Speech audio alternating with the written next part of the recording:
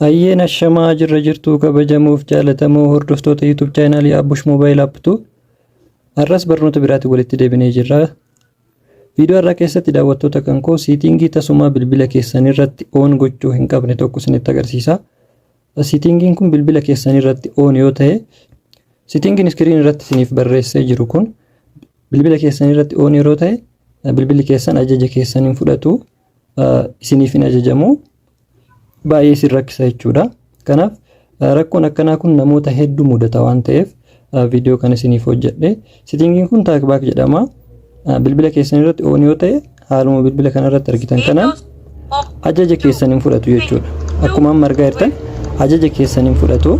Kanaaf sirreessuudhaaf baay'ee isin rakkisa jechuudha. Viidiyoo kana hanga xumuraa hordoftanii rakkoon akkanaa kun yeroo isin mudatu bilbila keessan salphumatti baasii tokkollee osoo isin hin barbaachisin sirreeffachuu ni dandeessan isiniin jedha. Rakkoon akkanaa kun namoota hedduu waan mudatuuf isiniif qabadhee dhufe. Rakkoon akkanaa kun tokkoffaa dogongora keessaniin akka tasaa siitingii keessa seentanii siitingii kana osoo hin beekin on gochuu dandeessanii. Akkasumallee seeftiin bilbila irratti fayyadamnu kan bilbila keessaniif ta'u kan sirriitti bilbila keessa walitti hin qabne ta'uu qaba. Kan sirriitti bilbila qabu ta'uu hin qabu jechuudha. Seeftiin bilbila keessanii sirriitti kan bilbila keessa walitti qabu yoo ta'e, taakbaakii kana on godha jechuudha. Maaliif vooliyuum batanii fi paawur batanii walitti qaba waan ta'eef taakbaakiin kun on akka ta'u taasisa jechuudha. Seeftiin bilbila keessanii yoo kan lallaafaa ta'uu baate taakbaakii kana on akka ta'u taasisa jechuudha. Kanaaf taakbaakiin kun namoota hedduu mudata waan ta'eef viidiyoo kana hanga xumuraa hordoftanii rakkoon akkasii yeroo isin mudatetti salphumatti sirreeffachuu ni dandeessan isiniin jedha. Siitingii kana sirreessuudhaaf akkuma jalqaba irratti isinitti hime quba tokkoon hin ajajamu. Kanaaf quba lama fayyadamna.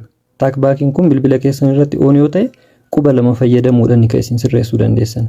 Quba tokkoon ajaja keessan hin fudhatu. Maaliif siitingiin kun taakbaak siitingii kan jedhamu kun warroota ija hin qabneedhaaf kan fayyadu. Warroon ija hin qabne yeroo harka isaanii iskiriin irra naannessan bakka isaan tuqaa jiran kan itti himtu jechuudha. Bakka isaan tuqaa jiran sagaleedhaan itti himtu waan ta'eef taakbaakii kan fayyadaman jechuudha. Kanaaf rakkoon akkanaa yoo isin mudate quba lama fayyadamuudhaan haala kanaan quba lama yoo isin fayyadamtan isiniif ajajama jechuudha. Gara siitingii keessanii deemuudhaan siitingii irra seentanii siitingii irra dhuftan booda kilikii tokkoon hin ajajamu. Double tap gootan. Akkuma sagalee dhagaa jirtan double tap yoo isin gootan aktiiv isiniif ta'a yookaan immoo bakka barbaadan sanirra isiniif geessa jechuudha. Yeroo lama iskiriinii keessa rukuttu jechuudha walirra. Haaluma kanaan walirra yoo isin rukuttan aktiiv isiniif ta'a jechuudha. Siitingii irra eega seentan booda quba lamaan akkan hordoftanii accessibility kan jedhu barbaadan. Accessibility kun akkuma argaa jirtan accessibility kanarratti double tap gootan. Accessibility talkback mono audio assistant accessibility irratti double tap gootan jechuudha. Iskiriinii walirra rukuttan yeroo lama. Haala kanaan yeroo isin rukuttan active isiniif ta'a. Achi booda kan lammata irratti argamu kana taakbaak kan jedhu kana isa kana irratti click gootan yeroo lama. Click yoo isin gootan siitingii taakbaakii san isiniif fida jechuudha. Achi booda toongilii banaa jiru kana off gochuu qabna jechuudha. Toongilii asirratti argitan kana off gochuu qabna. Haala kanaan achi booda turn off kan jedhu kun jira. Turn off kan jedhu kana double tap goona. Yeroo lama walirra rukutu jechuudha. Iskiriinii keessa. Haala kanaan turn off ta'ee jira jechuudha.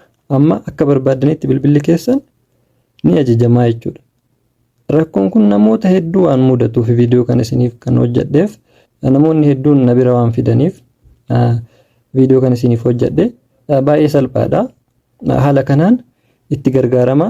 Akkasumallee chaanaala kana subscribe gochuudhaan viidiyoo waa'ee bilbilaatiin wal qabate viidiyoo hedduutu jira. Subscribe gochuudhaan maatii keenyatti dabala maatii viidiyoo garagaraa waa'ee bilbilaa asirratti maxxanfama irraa barachuu ni dandeessan isiniin jedha. Akkasumallee viidiyoo kana like, share waliif godhuu hin dagatina. Barnoonni irraa isiniif qabadhe dhufe kana fakkaata. Hanga barnooti kutaa itti aanu walitti deebinutti nagaan tura. Turtii gaarii isiniif haa ta'u.